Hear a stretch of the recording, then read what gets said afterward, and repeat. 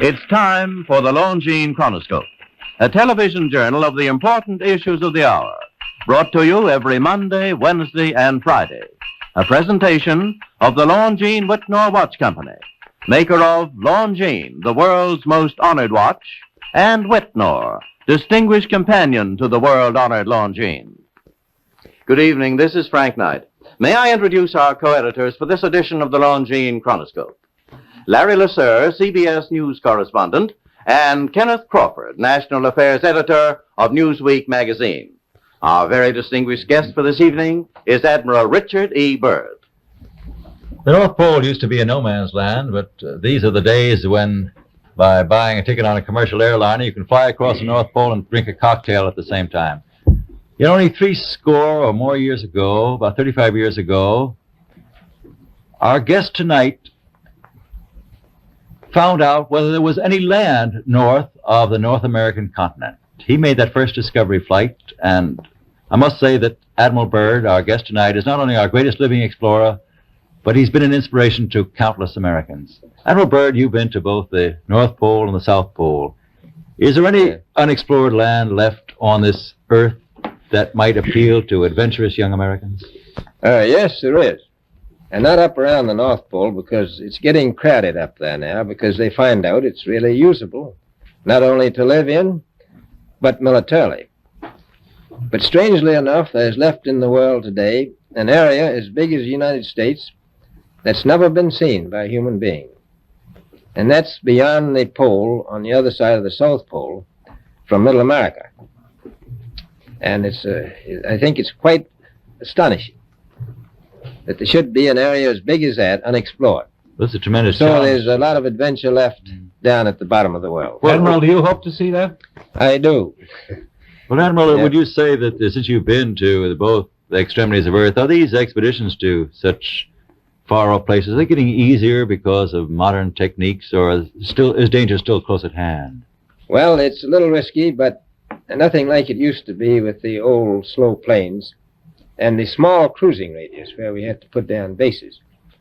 We replaced the dog teams, and of course that was a big improvement.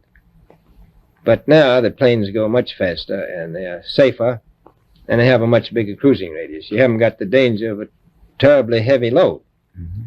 Admiral, an expedition to which I believe you're the advisor is now en route. What is that expedition doing?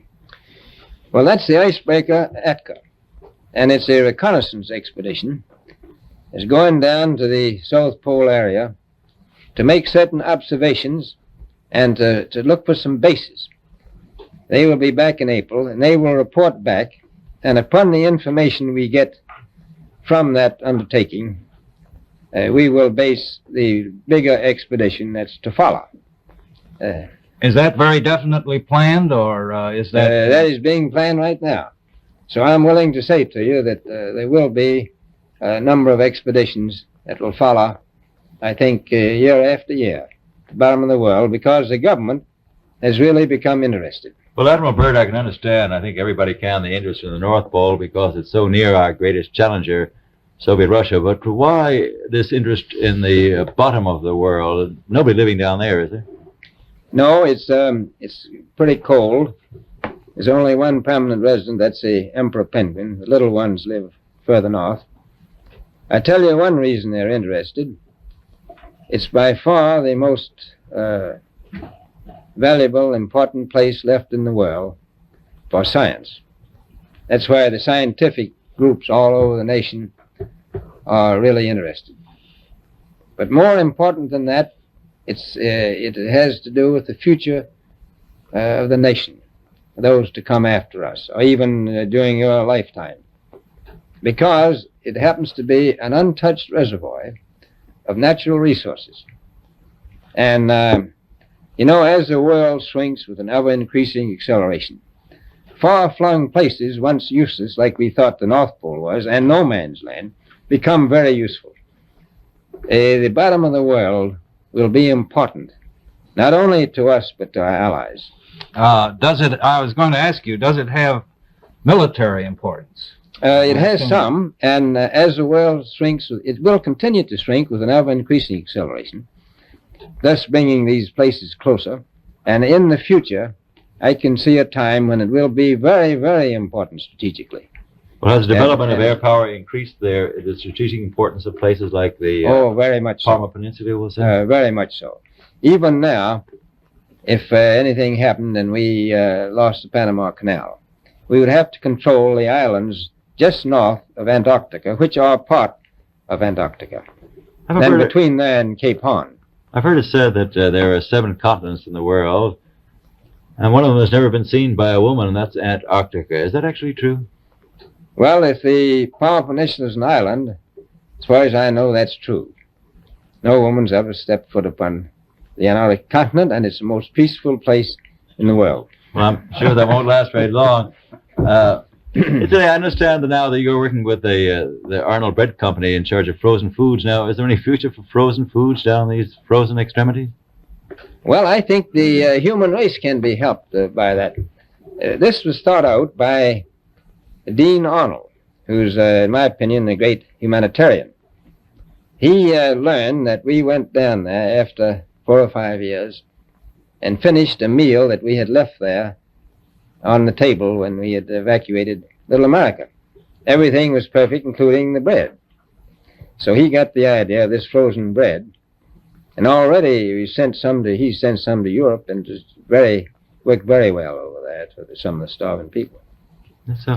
So you can store it down in the Antarctic and against the lean years, and you wouldn't have any people in the world really starving if you did that. Yeah, so in the event of an atomic war... You'd stay there forever. Admiral, you speak of the resources of Antarctica. What are they? What are the natural resources there? Well, we've found enough coal within 180 miles of the South Pole in a great ridge of mountains. It's not covered with snow, enough to supply the whole world for quite a while. Well, that's the coal. Now, there's evidence of many other minerals. We are pretty sure there's oil. Now, that coal shows the bottom of the world. Now, by far the coldest spot in the world. Where that coal is gets 100 below zero in the winter. Well, it was once tropical. So we think there's oil there, and there's evidence, probably uranium there. Is it any secret? Is there uranium there? That would be the only thing that would be practical to actually go after, I suppose. Everything else would be economically unfeasible, wouldn't it? Well, as we recklessly expend our resources, the time will come when we'll have to go after that stuff down there. Well, I avoided what you said about uranium. I'm not sure about that. I don't want to have the world fighting over the Antarctic. Admiral, is there a competition among other nations to try to get information about Antarctica and possibly to secure some of these resources? Well, yes. There are now 7 nations very much interested. Russia is interested tremendously. That I'm sure of. Australia has an expedition down there. The Argentine, the Chile, New Zealand, Britain, and so on. Now, you can understand those people down there being interested because they live down there. The New Zealanders, the Argentinians, the Chileans, and the Australians. And so we don't do much about claiming anything. Admiral, you make this sound a little crowded. Are there that many expeditions now there or en route there? Well, as I said, it's the most peaceful place in the world, but I don't think it will be for long because of this intense interest on the part of other nations and this nation. Well, Admiral Byrd, are private expeditions a thing of the past? Is expedition and exploration, making expedition and exploration now purely a government function because of the tremendous cost? No, I don't think so. I think down south, it may be more or less a thing of the past, but not other expeditions that go there. A lot of them go north now. This latest expedition now on the way is a government expedition, I take it. Yes, that's the government. However, may I ask you, is there a great difference between the top of the world and the bottom of the world? There is. Now, the North Pole is the center of an ocean 10,000 feet deep. The South Pole, the center of a plateau, 10,000 feet high. The North Polar Sea is surrounded by continents, slightly frozen. The Antarctic continent is surrounded by a belt of ice frozen seas of at least 1,200 miles thick. Now, the south is a plateau. It gets, in some places, 14,000 feet up.